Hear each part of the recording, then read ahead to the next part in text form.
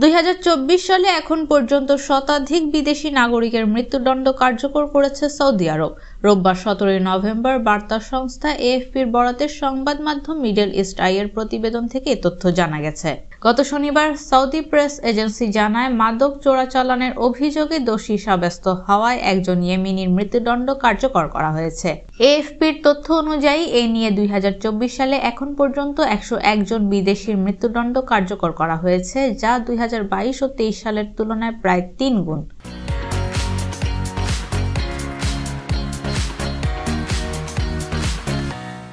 Berlin ভিত্তিক ইউরোপীয় Saudi organisation for human রাইটসের আইনি পরিচালক তাহা আল হাজি বলেন, এটি এক বছরের সর্বোচ্চ সংখ্যক বিদেশির মৃত্যুদণ্ড কার্যকরের ঘটনা। এর আগে দেশটি এক বছরে কখনো 100 বিদেশির মৃত্যুদণ্ড কার্যকর করেনি। এবছর পাকিস্তানের 21 জন, ইয়েমেনের 20 জন, সিরিয়ার 14 জন, নাইজেরিয়া থেকে 10 জন, মিশর থেকে 9 জন, জর্ডানের 8 জন সহ অনেকের মৃত্যুদণ্ড কার্যকর করা হয়েছে।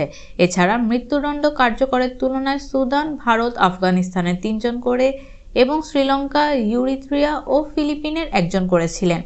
2022 সালে সৌদি আরব মাদক অপরাধীদের মৃত্যুদণ্ড কার্যকর করার ওপর 3 বছরের স্থগিতাদেশ বাতিল করে। দেশটিতে এবছর মাদক সম্পর্কিত অপরাধের জন্য 92টি মৃত্যুদণ্ড কার্যকর করা হয়েছে।